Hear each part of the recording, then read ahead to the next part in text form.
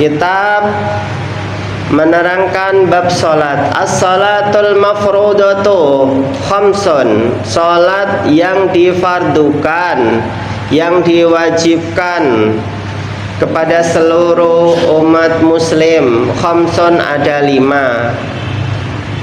Ini 5 salat yang dibebankan kepada orang muslim. Non muslim tidak dibebankan, mereka masuk langsung ke neraka jahanam, nauzubillah, kalau memang tidak Islam dalam akhir hayatnya.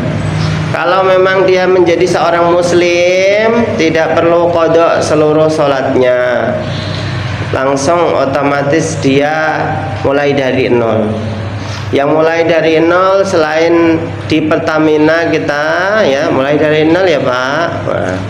Nah, ini orang non muslim yang masuk surga, masuk Islam, mu'allaf ya, wal mu'allafatu qulubuhum, orang yang masuk Islam pertama kali. Maka ini mulai dari pertama, tidak perlu harus mengqadha seluruh salatnya.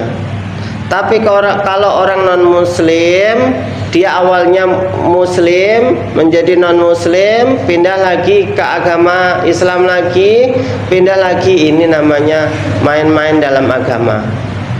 Maka tidak bisa diterima orang yang seperti ini. Ya, ini namanya orang murtad, orang yang pindah agama, bermain-main dengan agama, maka bermain-main juga dengan api neraka jahanam. Nauzubillah. Ini tetap wajib, orang murtad tetap wajib melaksanakan sholat. Sekali lagi, ini dibebankan seluruhnya, baik orang muslim ataupun muslimah, laki-laki, perempuan dan lain sebagainya. Kalau memang dia sudah balik. Belum balik Pak, gimana? Dia wajib melaksanakannya. Anak-anak dibebankan oleh Rasul Shallallahu Alaihi Wasallam. Tentunya wajib kita edukasi anak kita, ya. Umuru auladakum bis sholati wa hum fi sab'i sinin. Perintahkan anak kalian untuk melaksanakan sholat di umur berapa tahun? 7 tahun sahih. Wadribuhum fitis isinin, pukullah mereka di umur 9 tahun, ya. Kemudian wafriquhum fil madaji, dan kalian pisahkan mereka dari tempat tidur kalian. Ini adalah perintah Rasul Shallallahu Alaihi Wasallam mengenai sholat. Artinya apa teman-teman semuanya? Sebelum mereka menginjak umur balik, yaitu umur 10 tahun, 11 tahun, biasanya umur balik itu di umur itu. Yang perempuan haid, menstruasi di umur itu biasanya. Yang laki-laki mimpi basah di umur itu juga. Maka sebelum jauh-jauh itu, maka mereka sudah kita wajibkan untuk melaksanakan sholat 5 waktu. Nah, kita ke masjid, nak. Mereka umur 5 tahun, 4 tahun, kita ajak mereka ke masjid. Kita kenalkan Allah. Bagaimana ini adalah pendidikan yang wajib dilaksanakan oleh seluruh umat muslim kepada anaknya. Kalau tidak, tiba-tiba balik dia, tidak pernah diedukasi sebelumnya, maka dia tidak akan mau. Kenapa banyak orang yang meninggalkan sholat Ustadz? Ya karena memang dari mulai kecil dia tidak dibiasakan sholat. Padahal as-sholatu ya awwalu ma yuhasabu bihil abdu, as-sholat. Yang amal yang pertama kali akan dipertanggungjawabkan di akhirat merupakan sholat kita. Salat merupakan tiang agama, kata Rasul Shallallahu Alaihi Wasallam. As-salatu imaduddin. Salat merupakan tiangnya agama. Ya, faman aqamaha faqad aqamad-din.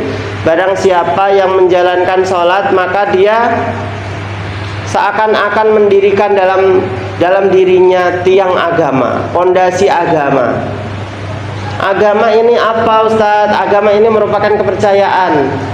Orang boleh percaya bahwa Tuhannya itu merupakan Lata, Uzza, Manat, Hubal dan lain sebagainya. Orang boleh percaya bahwa Tuhannya adalah Yesus Kristus, ya, juru selamat mereka. Maka selamatlah mereka. Masuk Kristen, selamatlah mereka. Mau zina, mau minum khamr, mereka sudah dihapus kepercayaan mereka. Tapi kita tidak bisa seperti itu, kawan-kawan. Ya, kita hanya percaya la ilaha illallah, tiada Tuhan selain Allah, tidak ada Tuhan selain Allah. Tuhan itu bukanlah Tuhan ayah, ibu, anak, tidak.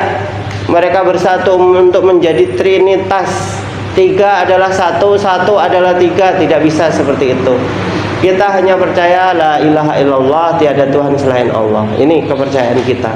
Dan pondasi dasarnya sebuah kepercayaan tidak lain adalah salat. Pondasinya adalah imaduddin tadi, adalah as-salat. Barang siapa meninggalkan sholat, seakan-akan dia meruntuhkan tiang agama di dalam dirinya. Ini hati-hati. Kenapa orang sering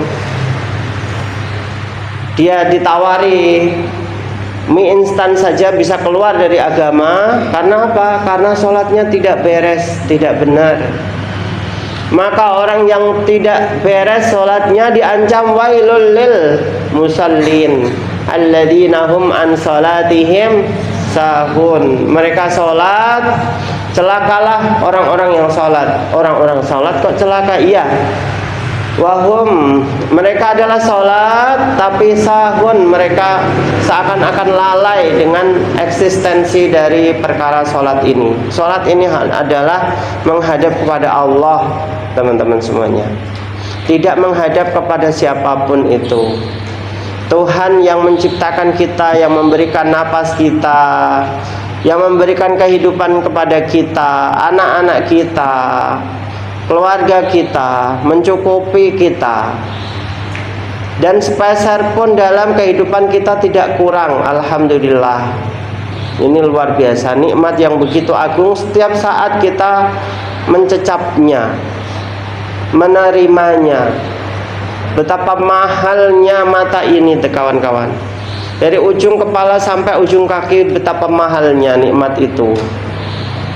Betapa mahal nikmat yang namanya mata. Andaikan misalkan Allah mengambil satu saja nikmat itu, atau kita ya disuruh milih, kamu misalkan milih mata atau milih Lamborghini, cungkil satu tapi kasih Lamborghini, mau nggak kira-kira? Lamborghini mahal loh, 5 miliar loh. Padahal kehidupan kita, kalau misalkan kita bekerja, belum tentu 5 miliar itu bisa kita dapatkan dalam seluruh kehidupan kita. Mau nggak kira-kira kita? Nggak mau. Betapa mahal yang namanya mata itu, kawan-kawan. Ini baru mata, belum yang lain, ya, belum pendengaran kita. Misalkan kita budek dari sejak lahir, apa yang terjadi? Tidak bisa ngomong kita, karena pendengaran itulah yang akan kita tangkap dari orang tua kita atau sekitar kita.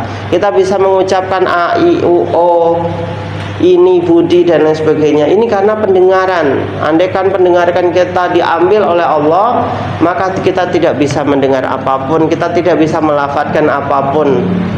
Ini catatan yang harus kita ketahui. Semua itu adalah karena Allah. Tiba-tiba kita dikasih pendengaran, jasad yang baik, tiba-tiba tidak mau melaksanakan yang namanya sholat. Ancamannya berat, kawan-kawan. Bahaya sekali orang-orang yang meninggalkan sholat. Ini harus kita tekankan dalam kehidupan kita dan keluarga kita. Dalam Al-Qur'annya Allah mengancam orang-orang yang tidak mau sholat, mereka akan masuk ke neraka namanya saqar. Malakum fi saqar, qalu lam nakum minal musallin wa lam nakun nut'imul miskin. Kenapa engkau semuanya ada di saqar, wahai orang-orang saqar, penduduk saqar, jahanam saqar? Lam nakum minal musallin, kami dulu tidak pernah sholat, bukan tergolong orang-orang yang mengerjakan sholat. Sholat itu cuma 5 waktu, tidak perlu harus banyak-banyak. Yang wajib, yang sunnah banyak nggak masalah, tapi yang wajib ini harus kita tunaikan. Ini sakor. Terus bagaimanakah neraka sakor digambarkan dalam ayat yang lain? Sauslihi sakor, wa ma adraka ma sakor, la tubqi wa la tadar. Ini kawan-kawan yang hafal juz 29, juz 28, hafal 2 ayat yang saya sebutkan tadi. Kenapa yang namanya sakor itu bagaimanakah? Sakor itu la tubqi wa la tadar. Tidak ada yang tersisa dalam sakor. Ya, la tubqi, tidak ada yang tersisa. Wa la tadar, tidak ada yang ditinggalkan sama sekali. Jadi kalau seorang itu terkena neraka sakor, seluruh kulitnya mengelupas semuanya, habis semuanya. Masya Allah. Kullama nadijat juluduhum baddalna juludan ghairaha liyadhuqul adab. Tatkala seorang itu ke neraka jahanam, disiram dia dengan timah panas, mengelupas seluruh tubuhnya, kulit-kulitnya hancur. Masya Allah, kita bisa membayangkan. Ya, kemudian diganti dengan kulit yang baru lagi. Begitu terus seperti itu. Cor timah panas, mengelupas seluruhnya, kemudian diganti dengan kulit baru. La yamutu wala yahya, tidaklah mati, dia tidak akan hidup. Enak sekali kalau dia mati, selesai perkaranya. Tidak pula hidup. Hidup dia di neraka jahanam, tapi bukan hidup yang sesungguhnya. Hidup yang penuh siksaan. Dan siksaan itu tidak pernah ditemui di dalam dunia. Orang menyiksa dipotong-potong, di situ tidaklah seperti itu. Lebih mengerikan lagi. Inilah kawan-kawan semuanya yang namanya neraka sakor. Ini silahkan bisa kita sampaikan kepada orang-orang sekitar kita yang belum menunaikan sholat. Sholat Pak D, sholat. Saya cilik. Pak D kon sholat. Nah ini. Terus kalau seperti itu gimana? Kita edukasi lagi, kita sampaikan hal yang baik kepada keluarga kita. Sholat Pak D, sholat. Wingi aku diceritani dosenku nak ora sholatku ngene lho Pak D. Wah, insyaallah ngene. Nah, sampai dia kita takut-takuti terus sampai dia mau sholat. Nah, ini kawan-kawan. Ini adalah edukasi yang baik kepada keluarga kita. Kita mengingatkan sesama kita yang belum melaksanakan sholat. Yang pertama, sholat yang difardukan ada 5. Ad-duhru, duhur. Wa awwalu waqtiha, dan pertama waktunya adalah zawalus syamsi, yaitu bergesernya matahari. Bergesernya matahari dari di tengah-tengah kepala kita ini bergeser dikit, itu namanya sholat duhur. Wa akhiruhu, dan akhirnya sholat duhur idza sara, tatkala menjadi zillu kulli syai'in, bayangan setiap benda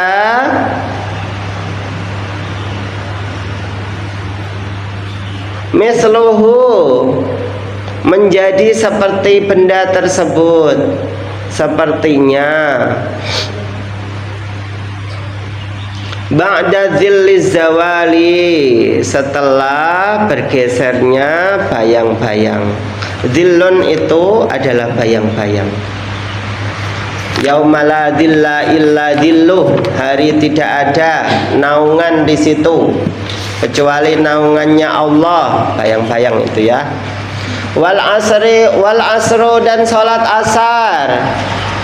Bagaimanakah waktunya? Wa awal waktiha, dan pertama waktunya adalah az-ziyadatu, tambah, ala dhillil misli, pada setiap bayangan. Tadi ya, bayangan itu sama dengan bendanya. Kalau misalkan kita tingginya 150, 160, maka bayangan kita ya adalah 160 juga. Itu adalah sholat asar mulainya seperti itu. Ya, ila dhillil mislaini, sampai pada dua bayangan. Sampai dua bayangan. 160 berarti dua kali 160. Ya, berarti 300 berapa? 220 ya. Ya, 220. Ya. 320 Mbak ya. Nah, ini 320. Kalau misalkan tinggi kita 160, dua kali bayangan kita. Fil jawazi, dalam waktu perbolehan. Jawaz boleh, jaizun boleh. Ila ghurubi syamsi, sampai pada tenggelamnya matahari. Kalau sudah tenggelamnya matahari maka tidak boleh sholat lagi. Itu namanya sholat qadha, tidak boleh.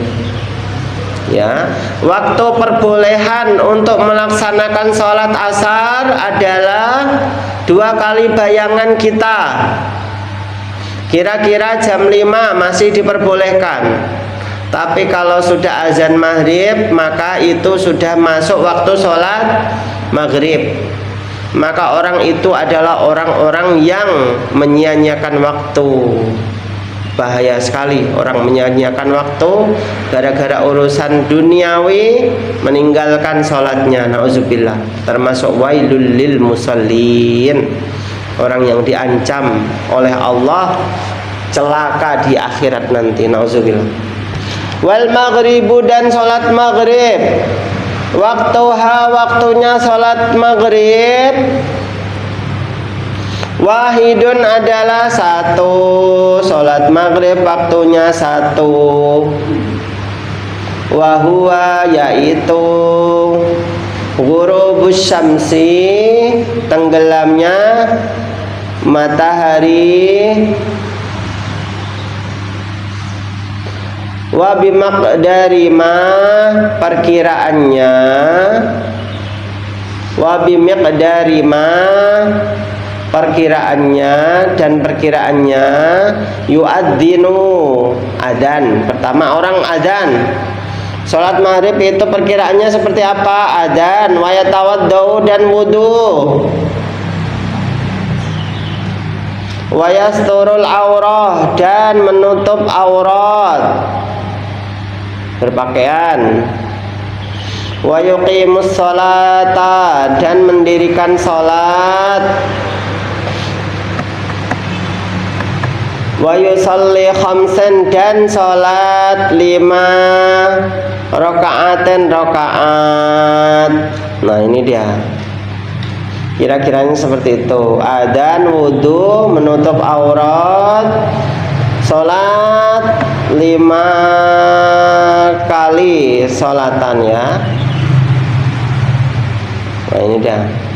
Kira-kiranya, saking pendeknya sholat maghrib itu digambarkan seperti itu sama musannif hadzal kitab, pengarang kitab ini. Wal isya'u, dan isya, salatnya adalah awal waktiha, awal waktunya. Idza ghaba, ketika hilang. Ghaib adalah tidak terlihat. Ini ghaib, tidak ada. Asyafaqul ahmar, mega merah, mega merah, apa namanya? Yang kelihatan merah, yang ada di ufuk barat, itu namanya mega merah. Wa akhiruhu, dan akhirnya, ilal ikhtiyari, sampai waktu ikhtiar. Wa akhiru fil ikhtiyari, dalam waktu ikhtiar, ila sulusil laili, sampai pada 3/3 malam. Sepertiga malam, sulus dari kata salison, 3. Sulus berarti sepertiga. Al-lail, malam. Fil jawazi, dalam waktu perbolehan. Jawaz, jaizun, boleh. Ila tulu'il fajri, sampai pada terbitnya matahari, terbitnya fajar, maaf. Asani, yang kedua. Ini dia, isya itu adalah waktunya ketika hilangnya mega merah di ufuk barat sampai pada waktu perbolehan untuk melaksanakan sholat malam, yaitu sepertiga malam, masuk sepertiga malam yang terakhir, kira-kiranya jam 2 malam, itu masih diperbolehkan. Sampai nanti kalau misalkan muncul di langit-langit adalah fajar as-shadiq, fajar yang kedua. Fajar yang pertama namanya fajar kadhib, ya, fajar yang hanya berlangsung beberapa menit saja. Tiba-tiba jam 1 kita bangun, melihat malam, ya, melihat langit, seakan-akan fajar, seakan-akan terang benderang. Tapi tiba-tiba hilang lagi dalam waktu beberapa menit saja, 5 menit, 10 menit, hilang lagi. Itu namanya fajar kadhib. Kalau sudah fajar shadiq, kita lihat malam, meskipun itu kalau sekarang sih sulit untuk membedakan malam, ya. Ini karena kita sudah berada di zaman modern, abad modern ini dengan penuh kecanggihan teknologi, sudah bisa mendeteksi yang namanya waktu sholat. Gampang sekali mendeteksinya. Kita buka HP, kemudian kita searching yang namanya waktu sholat, ditunjukkan semuanya. Bahkan adzannya pun akan disetelkan ketika waktu sholat tersebut di handphone kita. Ini kecanggihan teknologi. Tapi zaman dahulu tidak bisa, kawan-kawan, tidak bisa seperti itu. Caranya adalah melihat fenomena alam, melihat langit, ya, melihat bayang-bayang kita. Ini waktunya seperti itu. Wal isya'u, dan sholat isya, itu sudah, ya. Wa subuhu, dan sholat subuh.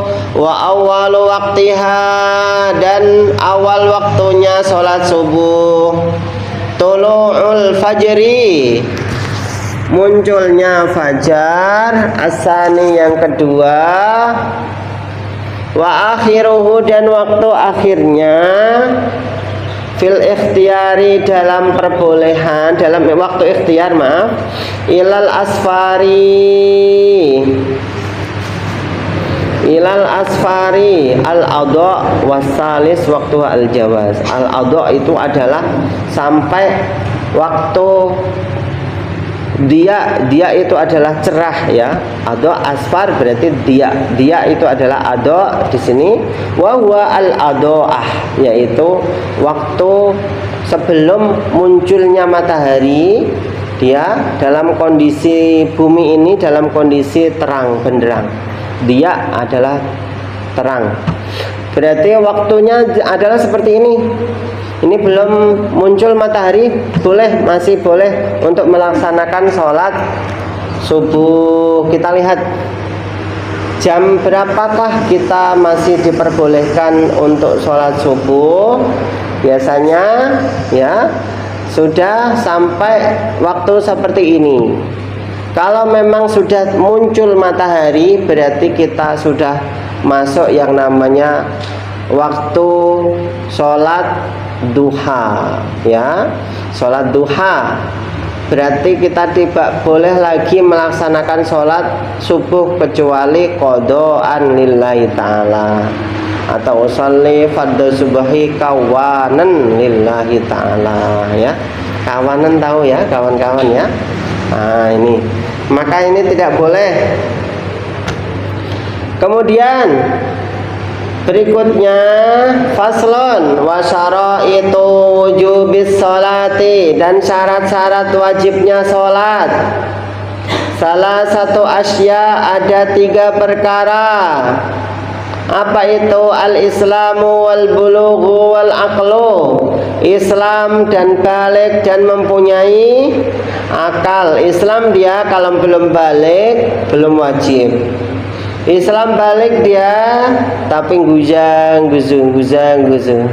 Mbak lapo kok guzang Mbak? Nah, ternyata habis diputuskan pacarnya, stres dia, hilang akalnya. Guzang dewe nauzubillah. Bahaya. Putus pacar aja sampai gila. La ilaha illallah. Emang laki-laki itu hanya satu di dunia ini. Sekali ente memutuskan saya, ribuan orang mengantri di belakang saya. Nah, saya harus seperti itu. Optimis kehidupan ini kawan-kawan. Laki-laki bukan hanya satu, bunga bukan setangkai, kumbang bukan seekor. Ya, maka harus kita tekankan seperti itu orang-orang yang menolak kita. Ini bagi orang-orang yang menolak kita ya. Nah, insya Allah lah anak-anak mahat nanti insya Allah antriannya banyak yang mengantri kalian lah ya. Amin ya robbal alamin. Kita harus optimis dalam kehidupan ini kawan-kawan semuanya. Nah, carilah yang terbaik di antara yang terbaik, yang soleh di antara yang soleh, yang pinter di antara yang pinter, yang ekonominya mapan di antara ekonomi yang mapan. Insya Allah kalau kita serahkan kepada Allah dengan sholat apa namanya? Istikharah, kita serahkan kepada Allah. Allahumma inni nastakhiruka bi ilmika wa astaqdiruka bi qudratika fa innaka taqdiru wa la aqdiru wa ta'lamu wa la a'lamu wa anta 'allamul ghuyub. Ini melu ngaji kucingnya. Ya. Ya Allah, sesungguhnya aku istikharah kepadamu karena Engkau Maha mengetahui atas segalanya. Ya Allah, jika memang ini adalah baik untukku, maka takdirkan untukku. Kalau memang buruk untukku, maka jauhkan dariku. Ini kawan-kawan semuanya tentang sholat istikharah.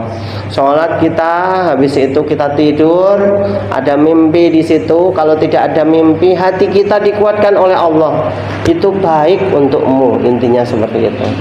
Kalau tidak bisa kita sholat beberapa kali tidak bisa, tolong orang tuanya minta untuk sholat juga, atau orang yang alim di sekitar kita tolong istikharahkan tentang jodoh saya, Ustadz Pak, karena saya sudah sholat beberapa kali belum ada yang nyambung di dalam mimpi saya. Akhirnya mungkin dari orang-orang yang sholat itulah yang kemudian ada jawaban dari Allah. Ini kawan-kawan. Kemudian berikutnya wahwa haddut taklif, yaitu haddut taklif, mukallaf, ya, batas orang mukallaf. Islam balik berakal. Wassalawatul masnunatu, dan salat-salat yang disunnahkan, khamsun, ada 5, al-idani, 2 salat id, Idul Fitri dan Idul Adha, wal kusufani, dan 2 kusuf, kusufus syamsi wa kusuful qamari, 2 gerhana, gerhana matahari dan bulan, wal istisqa, dan sholat istisqa, meminta hujan. Alhamdulillah beberapa kali kita sudah diberikan hujan. Tahun ini tidak se ekstrim tahun lalu. Tahun lalu musim panas kita ekstrim, mengerikan sekali. Alhamdulillah tahun ini tidak se ekstrim tahun lalu. Wassunanut tabi'atu, dan sholat-sholat sunnah yang mengikuti, at-tabi'ah, yang mengikuti lil faraid, kepada sholat-sholat fardu. Sab'atu asyara, ada 17 sholatan, rokaatan maksudnya, rokaat.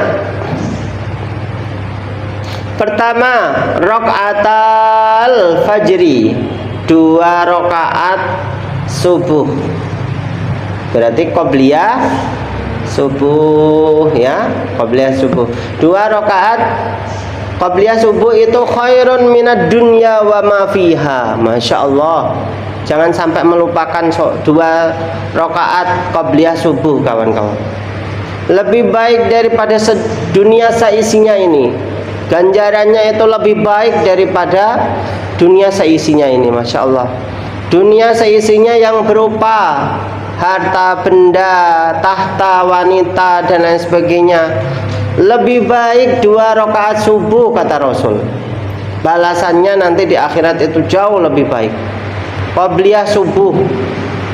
Maka sebelum sholat subuh kita qabliyah dulu, jangan cepet-cepet sholat subuh.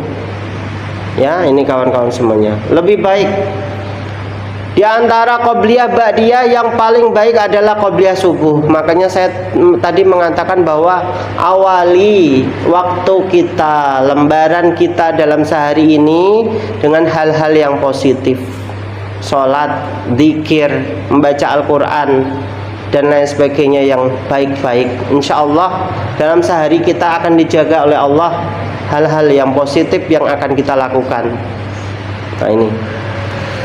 Kemudian berikutnya wal kusufani rakaat al-fajri wa arba'un, dan 4 rakaat qabla duhri, sebelum sholat duhur, qabliyah duhur 4 rakaat. Wa rakaatani, dan 2 rakaat ba'dahu, setelahnya, 2 setelah sholat duhur, 4 qabliyah duhur. Wa arba'un, dan 4 rakaat qabla al-asri, sebelum sholat asar. Wa rakaatani, dan 2 rakaat ba'dal maghribi, setelah maghrib. Ba'diyah asar tidak ada, ba'diyah subuh tidak ada. Kenapa Ustadz ba'diyah subuh tidak ada? Ba'diyah asar juga tidak ada. Ba'diyah subuh itu, setelah subuh itu yang namanya sholat tidak diperbolehkan oleh Allah. Karena kalau kita sholat setelah subuh, ya setelah sholat subuh kita sholat, maka kita tasyabbuh bil majusi, ya penyembah api, penyembah matahari. Mereka orang-orang majusi, penyembah api, penyembah matahari. Ibadahnya adalah menghadap ke timur. Kemudian ketika matahari hampir naik, ya hampir muncul, mereka menghadapkan ke timur, kemudian ibadah mereka seakan-akan welcome my God. Nah seperti itu. Selamat datang wahai Tuhanku. Masya Allah. Apa itu? Nah itulah yang dilakukan oleh orang-orang majusi dan penyembah matahari, ya. Begitu juga kalau misalkan mau maghrib juga sedemikian. Mau tenggelam matahari, ya see you my God. Nah seperti itulah yang terjadi. Besok kita ketemu lagi wahai Tuhanku. Tuhannya hilang. Allahu Akbar. Tuhannya hilang. Nah ini selamat berpisah. Emang Tuhan itu tidak ada di malam hari. Terus Tuhannya siapa kalau malam hari? Tuhan kita adalah Allah, senantiasa hidup dan senantiasa tidak tidur, tidak hilang. Ini adalah Allah Subhanahu wa taala. Gambaran Tuhan kita, kalau misalkan kita ditanyai oleh orang-orang, kenapa Tuhanmu tidak nampak? Sementara Tuhan kami nampak. Nah inilah Tuhan kami, Yesus Kristus itu ada gambarannya tuh. Kami menyembah-nyembah itu patungnya. Berhala pun demikian, orang Hindu, Buddha pun demikian. Nah Tuhan kami nampak tuh. Nah, Tuhan ente mana katanya mereka. Pusing kan kita. Nah, yang namanya Allah itu tidak tampak. Kenapa tidak tampak? Yang namanya dunia ini saja tidak bisa kita lihat dengan keseluruhan bagaimana Allah. Bisa nggak kita melihat dunia ini keseluruhannya? Kalau nggak dari luar angkasa kemudian diteropong, bisa nggak kira-kira kita kawan-kawan semuanya? Nggak bisa. Ini yang dunia aja nggak bisa kita lihat keseluruhannya, apalagi yang menciptakan dunia. Kira-kira lebih besar atau lebih kecil yang menciptakan dunia ini? Lebih besar. Jadi rasionya seperti itu. Ada di mana-mana, Allah itu ada di mana-mana. Setiap helaan napas itu ada Allah. Wa nahnu aqrabu ilaihi minkum walakin la tubsirun. Bahkan aku itu lebih dekat kepada kalian, tapi kalian tidak bisa melihatku, kata Allah. Nah, inilah saking besarnya Allah, saking hinanya kita, saking terbatasnya mata kita, tidak bisa kita melihat. Yang namanya jin itu ada nggak kira-kira kawan-kawan? Ada. Dan itu bisa berinteraksi, ya, ada di sekitar kita. Namun kita tidak bisa melihatnya. Mereka melihat kita, kita tidak bisa melihat mereka. Makanya disunahkan setiap kali masuk kamar mandi kita membaca doa agar mereka hilang dari kamar mandi itu, jangan mengganggu kita. Mereka senantiasa hidup dalam kekotoran, kekumuhan. Kalau kita tidak baca doa, disitulah dia muncul, mengganggu kita. Itu makhluknya Allah, kawan-kawan. Kita tidak bisa melihatnya, apalagi yang namanya Allah. Tidak bisa kita melihatnya. Udah yang paling kecil saja, kentut kita saja, kita yang mempunyai kentut aja nggak bisa kita melihatnya. Kentut itu gambarannya seperti apa, nggak bisa kita melihatnya. Hanya ada baunya saja, tapi wujudnya nggak ada. Itu adalah yang ada di sekitar kita. Saking terbatasnya mata kita. Ini kawan-kawan yang harus kita ketahui bersama. Kemudian berikutnya rakaatan ba'dal maghrib qabla maghrib wa arba'un qabla al-asri wa rakaatani ba'dal maghrib wa rakaatani, dan 2 rakaat ba'dal maghribi setelah maghrib. Kita sampai faslun nanti selesai. Wa salasun, dan 3 rakaat ba'dal isya'i setelah isya. 2 rakaat ba'dal isya ditutup dengan witir, maksudnya seperti itu. Yutaru, yang witir biwahidah dengan 1 rakaat saja. Minhunna, dari salat-salat isya, ba'diyah isya. Wa salasu nawafil muakkadat, salatul laili wa salatud duha wa salatul tarawih. Dan wa salatun nawafil, dan 3 salat sunnah muakkadatun, yang ditekankan. Salat sunnah yang ditekankan ada 3. Pertama salatul laili, salat malam.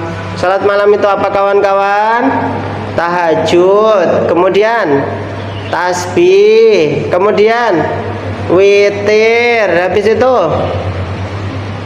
apa lagi? Hajat, habis itu ada lagi. Kalau sholat Ramadan kita sholat tarawih, itu adalah sholat malam, ya, yang sunnah. Dan sunnahnya ini ditekankan oleh Rasul, muakkadatun, ditekankan. Yang kedua adalah sholat duha. Sholat duha, sholat